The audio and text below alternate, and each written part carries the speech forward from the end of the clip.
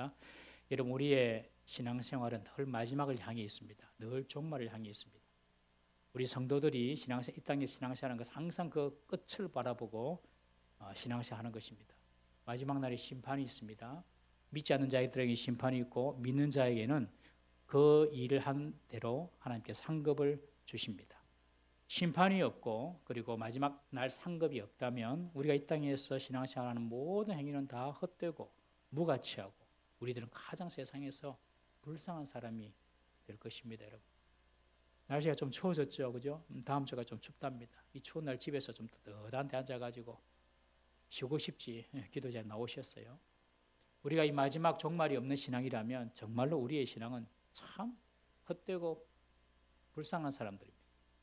그러나 여러분, 종말의 성도는 거룩한 주님의 칭찬과 상급을 받을 수 있음을 믿으시기를 바랍니다. 그래서 성도의 삶은 항상 해피엔딩입니다. 지금은 비록 고난이 있고 우리의 시작은 비록 좀 항상 미약하지만 우리의 나중은 심히 창대하면서 그 과정은 고난과 고통이 있지만 그 고난과 고통을 잘 통과하면 우리의 결과는 항상 생명과 풍성함을 누리는 것이 성도의 삶인 줄 믿으시기를 바랍니다. 그러니까 우리 찬양을 했는데 언제나 주는 날 사랑하사 언제나 새 생명 주시나니 영광의 옛날에는 기약이었어요. 영광의 기약이 지금 바뀌었네요. 영광의 그날에 이르도록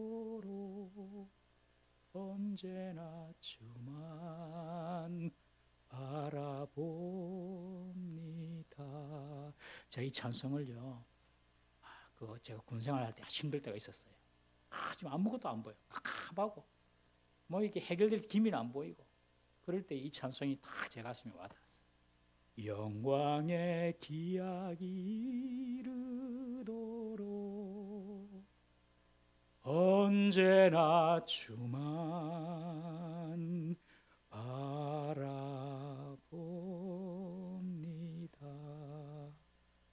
영광의 그날, 영광의 기약이 우리에게 있음을 믿으시기 바랍니다. 성도의 삶은요, 결국 해피엔딩이에요. 영광의 그날이 있습니다. 영광의 기약이 있습니다. 그래서 지금 우리가 할 일은 그냥 주만 끝까지 좌고우면하지 않고 바라보는 것입니다. 주만 끝까지 바라보고 한 걸음 한 걸음 나아가면 그의 인생, 그의 삶은 반드시 해피엔딩이 될 줄 믿으시기를 바랍니다. 저는 정말 성도의 인생이 해피엔딩임을 확신하고 믿습니다. 종말에 반드시 우리는 승리합니다. 그런데 종말의 승리조차도 이 땅의 삶만 보면 비참하고 고통스럽게 보일 때가 있습니다. 오늘 본문의 세례요한이 그렇습니다. 여러분, 세례요한의 죽음의 순간을 보면 정말 참 비참하다. 세례요한은 예수님께서 말씀하시기를 여자가 낳은 자 중에 가장 큰 자라고 말하지 않았습니까? 그런데 그의 죽음은 정말 비참하고 비극적입니다. 아무도 보는 이 없는데 그냥 목베어 순교합니다. 애통해 주는 사람도 없고 슬퍼해 주는 사람도 없습니다. 그냥 목베임 당해서 감옥에서 죽는 마지막 생이 바로 이 세례요한의 삶이었습니다. 여러분, 혹시 우리가 이 땅에서 때로 비참하고 비극적인 생으로 마친다 하더라도 여러분, 그 인생은 하나님 앞에서 큰 사람의 인생이 될 수도 있음을 믿으시길 바랍니다. 갑자기 교통사고로 죽을 수도 있어요. 그렇죠? 갑자기 원치 않는 질병으로 큰 병을 얻어서 죽을 수도 있습니다. 여러분, 죽음의 순간이 우리 보기에 고통스럽고 힘들어 보인다고 해서 그 죽음이 잘못된 죽음이다 이렇게 생각하는 것은 큰 착각입니다. 여러분, 그렇게 가르치는 이단이 있어요. 죽을 때에 교통사고를 당해 죽는다든지 큰 고통 속에 죽는다든지 그러면 천국 못 간다. 완전히 이단 사입입니다. 여러분, 인생의 평가는 죽음의 방법이 아니라 그 사람이 살아온 결과로 평가받는 것입니다. 여러분, 세례요한이 목베임 당하는 그 비참한 비극적인 죽음을 맞았지만 하나님은 그 세례요한을 여자가 낳은 자 중에 가장 큰 자다 그렇게 인정해 주십니다. 그래서 어떤 사람의 죽음을 보고 우리가 판단해서는 안 됩니다. 오늘 본문의 처음 이야기 시작이 14절에 보면 이에 예수의 이름이 드러난지라 하고 시작을 하고 있습니다. 이때는 예수님의 제자들이 예수님의 이름으로 병을 고치고 귀신을 쫓아낼 때입니다. 그리고 이때는 세례 요한이 순교한 직후입니다. 세례 요한이 살아있을 때에는 사람들이 세례 요한께 주목을 했습니다. 세례 요한이 메시아 그리스도인 줄 알았습니다. 세례 요한은 헤롯에서 목배임을 당하고 사라졌습니다. 그리고 난 뒤에 지금 예수님이 부각되는 겁니다. 세례 요한은 자신의 사명을 마치고 끝났습니다. 그때부터 예수님의 이름이 주목을 받습니다. 예수님이 드러납니다. 여러분, 우리의 삶도 이런 삶이 되어야 될 줄로 믿습니다. 주님이 살고 내가 죽고, 주님이 살고 내가 죽고, 주님은 오시고 나는 사라지고, 나는 비워지고 주님은 채워지고, 예수님의 영광만 드러나고 내 영광은 사라지고 내려놓는 삶, 이런 삶이 예수님 보시기에 가장 큰 자의 삶인 것입니다. 세례 요한이 죽고 난 이후에 예수님의 이름이 드러날 때에 헤롯 왕은 두려움에 휩싸입니다. 자기가 죽인 세례 요한이 바로 다시 살아난 줄 알았기 때문에 그렇습니다. 그리고 이어서 헤롯 왕이 세례 요한을 죽인 이야기가 쭉 소개가 됩니다. 본문에 등장하는 이 헤롯 왕은 예수님이 태어났을 때 2살 아래로 사내 아이를 죽였던 그 헤롯이 아닙니다. 그 헤롯은 헤롯 원조입니다. 원조 헤롯 대왕이라고 하거든요. 그리고 오늘 본문에 나타나는 헤롯은 이 헤롯 대왕의 아들 헤롯 안티파스입니다. 헤롯 안티파스는 아라비아 왕 아렙다의 딸과 결혼을 했는데 그 부인이 못생겼다는 이유로 이혼을 합니다. 그 후 이복 사촌 동생인 헤롯 빌립의 아내, 즉 자기 제수죠. 제수인 헤로디아와 결혼을 합니다. 사실 결혼한 것이 아니라 그냥 이복 동생의 아내를 뺏은 겁니다. 힘으로. 이에 세례 요한은 그 일이 옳지 않다 하고 공공연히 말하고 다닌 것입니다. 헤롯은 정치적인 부담 때문에 세례 요한을 오게 가둡니다. 그러나 세례 요한을 죽이지는 않습니다. 오늘 20절에 그 이유가 나옵니다. 우리 20절 한번 읽어보겠습니다. 다시 시작. 헤롯이 요한을 어렵고 거룩한 사람으로 알고 두려워하여 보호하며 또 그의 말을 들을 때에 크게 번민을 하면서도 달갑게 들음이라. 헤롯의 마음 상태를 한번 보십시오. 헤롯은 세례 요한이 어려운 사람이다, 거룩한 사람이다 알았습니다. 세례 요한이 말을 하면 크게 마음에 찔림도 받습니다.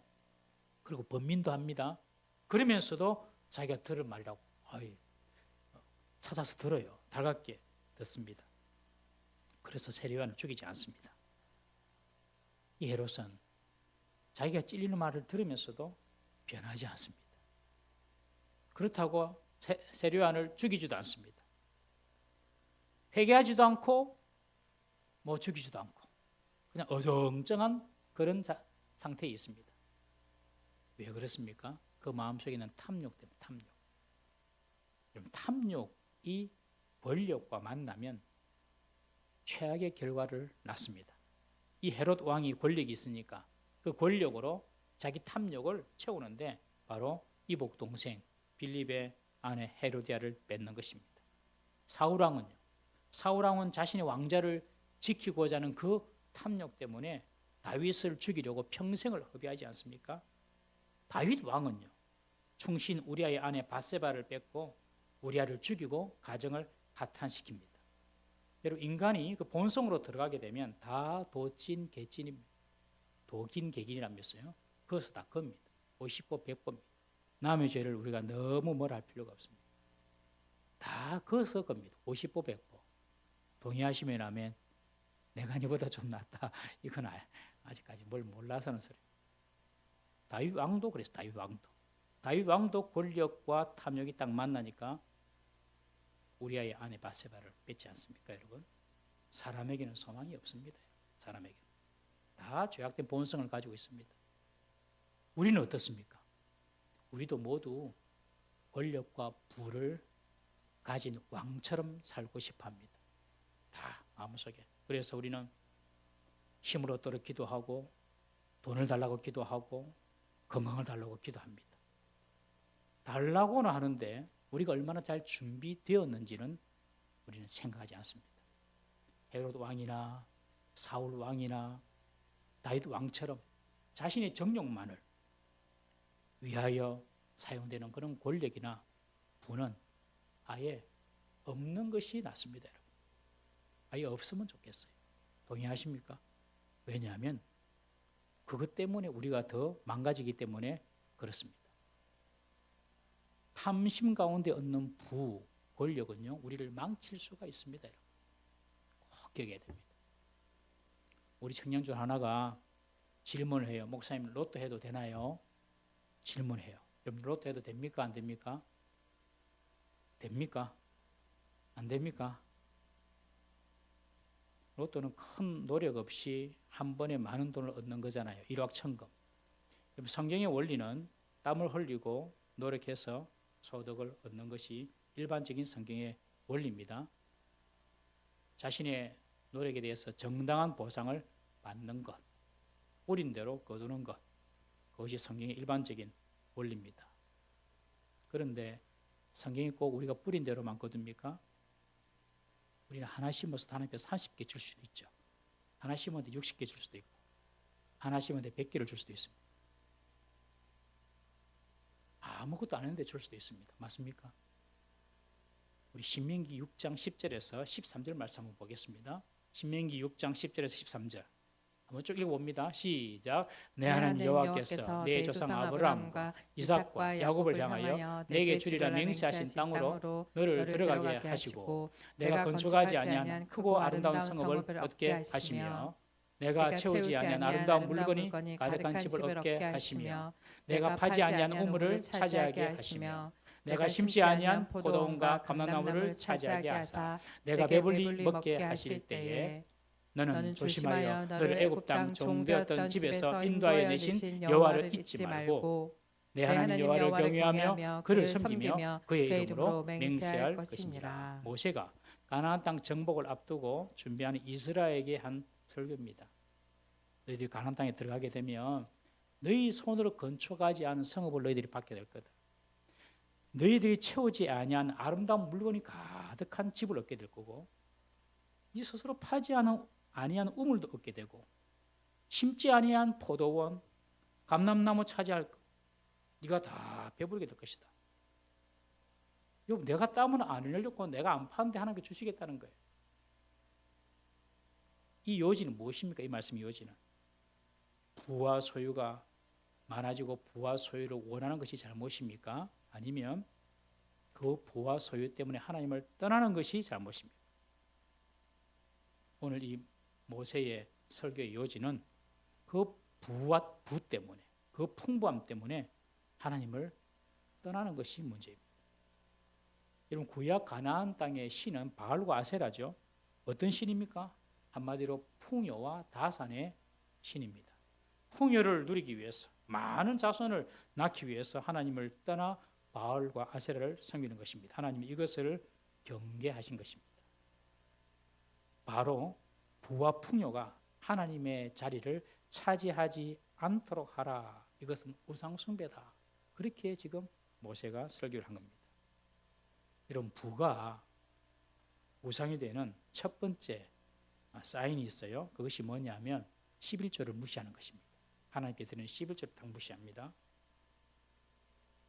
11조를 딱 무시하고 신앙생활을 하는 것은 사실은 하나님보다 돈을 더 중요하게 여기는 겁니다. 그리고 부가 우상 숭배가 되지 않기 위해서는 여러분 베품과 나눔의 삶이 따라와야 합니다. 누군가에게 베풀고 누군가에 나누는 삶은 물질의 주인이 내가 아니라 하나님이라는 고백입니다. 그래서 이 11조, 하나님께는 11조, 이웃에게는 나눔 베품, 이 활동을 잘해야지 물질 자체가 나의 우상이 아니다는 그런 믿음의 고백이 되는 것입니다. 그리고 어떤 사람이 가난하다는 것은 그 사람의 개인적인 게으름이나 개인의 무능, 탄만은 아니라는 사실을 알아야 됩니다. 사회의 문제일 수도 있습니다. 내가 부를 얻는 것도 내 능력만 있는 것이 아니라 사회적인 시스템이 받쳐주기 때문에 그렇습니다. 우리가 북한에서 태어났다면 우리의 부를 쌓을 수 있을까요? 저는 요번에 아시안컵 보고 깜짝 놀란 것이 사우디아라비아인가? 그 감독이 하루에 1억씩 벌더라. 1억씩. 여러분들도 1억 벌 수 있기를 바랍니다. 예. 하루에 1억씩 벌더라. 1억씩. 1년에 연봉이 360억 정도. 그냥 하루에 1억씩 벌어요. 우리는 상상할 수 없는 돈 같죠. 하나님께서 그렇게 하실 수 있어요. 그런데 다른 축구 선수들, 인류 축구 선수들 보니까요, 수백억, 수천억씩 벌어요. 수백억, 수천억씩.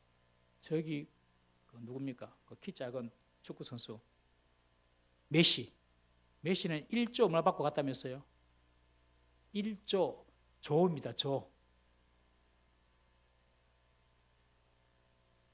그런데 이 친구들이, 이 인류 축구 선수들이 왜 그렇게 높은 많은 정말 상상할 수 없는 금액을 받습니까? 축구를 잘했어요? 당연히 그것은 필요 조건이겠죠. 그러나 그것으로 충분하지 않습니다. 사람들이 축구를 좋아해 줬기 때문에 그렇습니다. 사람들이 축구를 좋아해 주니까 그런 엄청난 천문학적인 금액을 받을 수 있는 거죠. 사람의 부는 자신의 능력에만 달린 것이 아니라 사회적인 시스템이 받쳐줘야 하는 것입니다. 그러니 그 사회 속에 있는 가난하고 소외된 사람을 개인적인 문제로 치부할 것이 아니라 그들을 도와줘야 될 대상으로 우리는 봐야 하는 것이죠. 그래서 하나님은 구약에서부터 소외된 자, 가난한 자, 고아와 과부 이방인을 도와라라고 끊임없이 말씀하고 있지 않습니까? 심지어 가난한 자를 도와주는 것은 하나님 내게 구워주는 것이다 라고 말씀하십니다. 여러분, 내가 얼마나 부에서 자유롭고 부를 하나님 자리에 두지 않느냐, 그것은 하나님께 드린 11조 그리고 가난한 자에 대한 구제, 이것으로 우리가 알 수가 있어요. 저보고 청년이 로또 해도 됩니까? 하는 청년에게 물었어요. 너는 왜 로또 당첨금이 필요하냐? 일단 11조 하고요. 그리고 우리 교회의 빚을 내가 다 갚겠습니다. 저도 별로 걱정 안 하는데 우리 청년이 우리 교회 빚을 다 갚겠습니다. 와, 우리 청년 수준이 이 정도입니다. 교회 빚을 갚겠답니다, 여러분. 우리 교회 빚이 한 얼마나 됩니까? 재정국장님, 선임 장로님, 재정국장님, 장장로님, 우리 빚이 얼마나 됩니까? 조금 됩니까? 제가 한 7억 되거든요. 7억. 로또 하면 로또 얼마 나오죠? 한 20억 나오나요? 20억 나와서 2억 11조 하고 7억 갚으면 한 10억 남는, 그래도 10억 남는 거예요. 그거는 자기를 왜 쓰겠다는 거예요. 이 정도면 하나님 좀 줘도 안 되겠습니까? 생각도 드는데, 그러나 여러분들 그것보다도 로또를 막 내가 어떻게 맞아야지, 이것보다도 하나님을 사랑하는 갈망이 로또보다도 더 적고 열망이 적다면은 그 하나님 자리를 로또가 차지하는 것이죠. 로또가 우상이 된 것입니다. 여러분, 부가 우리의 우상이 되지 않으려면 그 부를 다 하나님께 드려도 나는 아까울 것이 없습니다. 이런 고백이 돼야 됩니다. 할 수 있겠습니까, 여러분? 로또 1등 됐는데 하나님께서 다 바쳐라 그러면 아멘 하고 드릴 수 있어야 됩니다. 그래야지 부가 하나님 자리를 차지하지 않는 겁니다. 예수님께 한 부자 청년이 찾아와서 어떻게 해야 영생을 얻습니까? 그렇게 묻죠. 예수님께서 말씀하십니다. 계명을 지켜라. 제가 어릴 때부터 다 지켰습니다. 한 가지 부족한 것이 있다. 내 소유를 팔아 가난한 자에게 주고 너는 나를 따르라. 그 부자 청년이 슬픈 얼굴로 떠납니다. 그때 예수님께서 부자가 천국 들어가는 것은 낙타가 바늘귀 들어가는 것보다 더 어렵다. 여러분, 그 부자 청년에게는 부가 자기 인생의 영생보다 예수님의 말씀보다 더 우선적인 가치였습니다. 우리 청년들에게 제가 로또 번호를 가르쳐 드릴게요. 잘 들으세요. 잘 들으세요. 로또 번호. 청년들 다 잘 들으세요. 진짜입니다. 인생의 로또 만난 번호. 기대되시죠, 여러분? 이게 진짜 로또 번호입니다.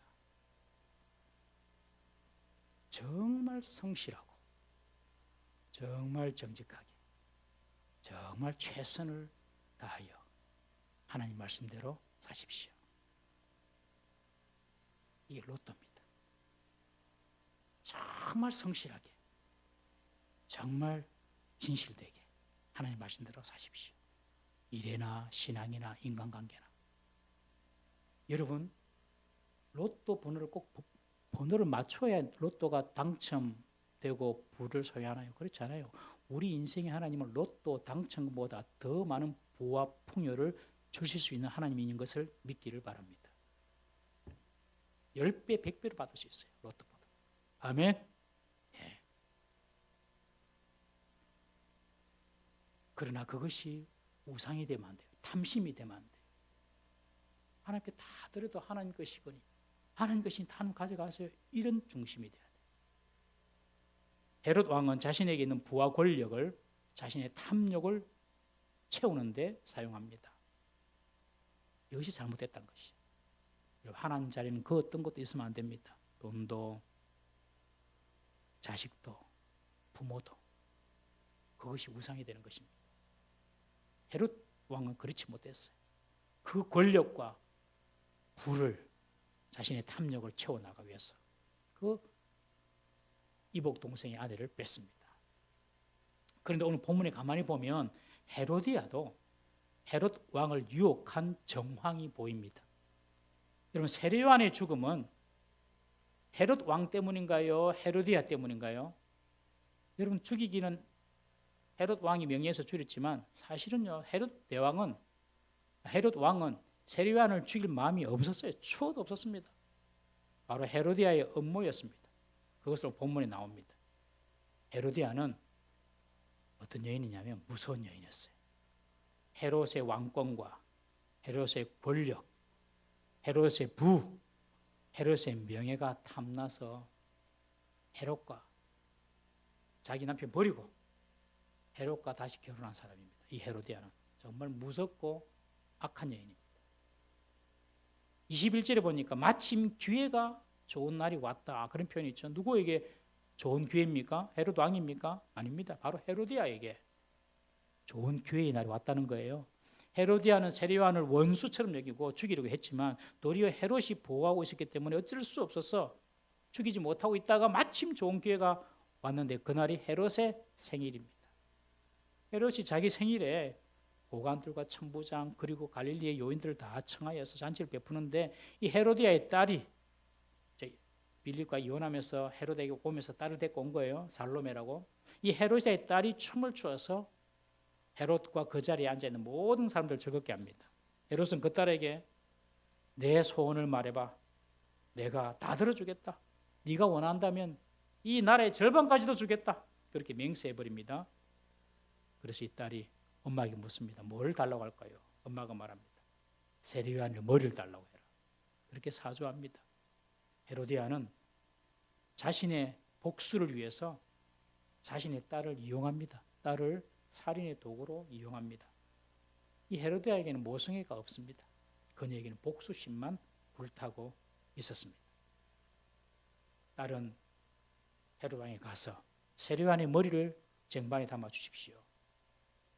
헤롯 왕은 그 소리를 듣고 그냥 깜짝 놀라죠. 자기가 두려워했지만 그리고 껄끄러워했지만 그래도 존경하는 세례요한이었습니다. 자기도 죽이지 않고 그냥 옥에만 가두어뒀는데 그 세례요한의 목을 달라 하는 거예요. 이 요구는 분명히 잘못된 요구입니다. 바로 헤로디아의 음모에 헤롯이 넘어간 것입니다. 그렇지만 헤롯에게 문제가 더 많죠. 앞서 언급했지만 헤롯은 지나친 탐욕에 빠져 있었습니다. 성적인 욕망이 그를 사로잡고 있었습니다. 이복 동생의 아내, 그 아내를 자신의 성적 대상으로 보고 뺏은 것입니다. 지나친 탐욕. 이것이 우리에게 없는가 살펴봐야 됩니다. 그리고 헤롯은요, 허영에 사로잡혀 있었습니다. 이 헤롯은 내 나라의 절반까지로 주겠다. 그렇게 큰 소리 치지 않았습니까? 헤롯이 다스리던 갈릴리 지역 그리고 베레아 지역은 자기 소유가 아닙니다. 로마로부터 잠시 위임받아 다스리는 분봉왕이었습니다. 자기 땅이 아니에요. 로마 소속이에요. 로마 지배 속에 있는데 뭐라고 합니까? 네가 원하면 반이라도 줄게. 헤롯의 허영입니다. 허영에 사로잡혀가지고 허풍을 지금 떨고 있는 것입니다. 자신이 다른 사람들 앞에서 큰 소리로 내가 누구 어떤 존재인지 한번 자신을 과시하는 것입니다. 허영과 허풍의 헤롯입니다. 그 허영과 허풍이 자기 양심을 병들게 했습니다. 헤롯은 그 딸이 세례요한의 머리를 달라고 했을 때에 자기 양심은 거절하고 싶었지만 체면 때문에 양심의 소리를 듣지 않습니다. 우리 26절 한번 읽어볼까요? 26절 시작. 왕이 심히 근심하나 자기가 맹세한 것과 그 안전 자들로 인하여 그를 거절할 수 없는지라. 자기가 맹세한 것과 그 다 뭐 고관들이 앉아 있는데 왕이 한 말을 갖다가 또 억지로 그 주워 담을 수가 없는 거, 자기 체면이 걸린 거예요. 헤롯의 양심은 세례요한을 죽일 수 없었습니다. 그러나 그의 체면 때문에 헤롯의 세례요한의 머리를 참수합니다. 여러분, 내가 잘못한 것이 있고 잘못 말한 것이 있으면 인정하면 됩니다. 그것은 내가 잘못됐다. 다 인정하는 사람이 용기 있는 사람이고 멋진 사람입니다. 내 체면보다 내 양심을 따라서 행동하는 것이 용기입니다. 용기. 그러나 헤롯은 그런 용기가 없었어요.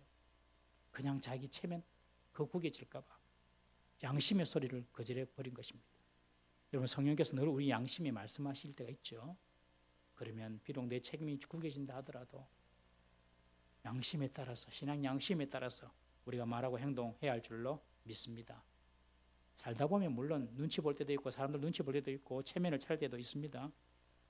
염치 없이 안하무인의 사람이 되어서는 안 되죠. 그렇지만 잘못한 일을 하면서도, 잘못된 길을 가면서도 자신의 체면 때문에 절대로 잘못한 말을 못해요.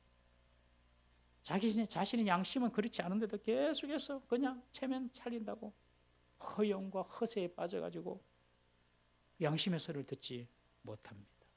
여러분, 이 헤롯 같은 마음이 우리의 마음이 될 수가 있어요. 그래서 예수님께서 경고하셨습니다. 우리 마가복음 8장 15절 말씀 한번 읽어보겠습니다. 시작. 예수께서 경고하여 이르시되 삼가 바리새인들의 누룩과 헤롯의 누룩을 주의하라 하시니. 바리새인 누룩과 헤롯의 누룩. 헤롯의 누룩이 무엇입니까? 헤롯의 탐욕, 허영, 허세, 허풍, 위선, 체면 이런 것을 의미하는 것입니다. 우리들도 헤롯처럼 될 수 있기 때문에 예수님께서 경고해 주신 것입니다. 헤롯은 이런 자신의 속사람에 맞설 용기가 없었습니다. 사랑하는 성도 여러분, 우리 성도님들은 주님께서 우리 마음에 들려주신 음성이 있으면 용기 있게 자신의 잘못에 대해서는, 과거에 대해서는 인정하고 또 용서를 구하고 회개하는 참 신실하고 용기 있는 우리 성도 될 수 있기를 주의 이름으로 축복합니다. 그러나 세례요한은 당당하게 주님의 뜻을 전하다가 순교하지 않습니까? 헤롯 왕의 그 죄악된 행동에 맞서는 그 요한의 용기, 이것이 역경에 맞서는, 고난과 어려움에 맞서는 성도의 자세가 되어야 됨을 우리 예수님께서 말씀해 주십니다. 그러면 주님께서 그 자를 큰 자다라고 인정해 주시는 것입니다. 우리가 하나님 나라를 향해서 나아갈 때에 우리 안에도 이런 헤롯 같은 마음이 생기지 않도록 깨어서 기도하십시다. 뭔가의 탐욕에 빠져 있는 것은 없는지 한번 돌아보십시다. 우리가 두 번째, 내가 허영과 허세에 빠져 있는 모습은 없는지, 그리고 나의 이익이나 체면 때문에 무엇이 옳은 줄 알면서도 선한 양심에 순종하지 못하는 우리의 삶은 아닌지 우리가 한번 돌아보십시다. 그리고 우리도 세례요한처럼 헤롯 왕의 죄악된 행동에 맞서는 그런 용기 있는 그리스도인이 될 수 있도록 기도하십시다. 하나님의 뜻이 분명한데, 이건 하나님 뜻인데, 그런데 사람들도 뭐라고 하고 막 사람들도 뭐 하니까 그게 뭐 귀찮고 그게 조금, 그래서 용기 있게 하나님 뜻을 외치는 것이 아니라 그냥 뭐 좋은 게 좋은 것이라고, 그런 성도 말고 하나님 뜻이면 거기서 하나님 뜻이 이런 같습니다 라고 분명히 용기를 가지고 하나님의 나라가 세워지는데 그 용기를 발휘할 수 있는 세례요한 같은 우리 성도님 되시기를 주의 이름으로 축복합니다. 다 같이 기도하시겠습니다. 이 시간에 이렇게 한번 기도합니다. 하나님 내 속에 헤롯의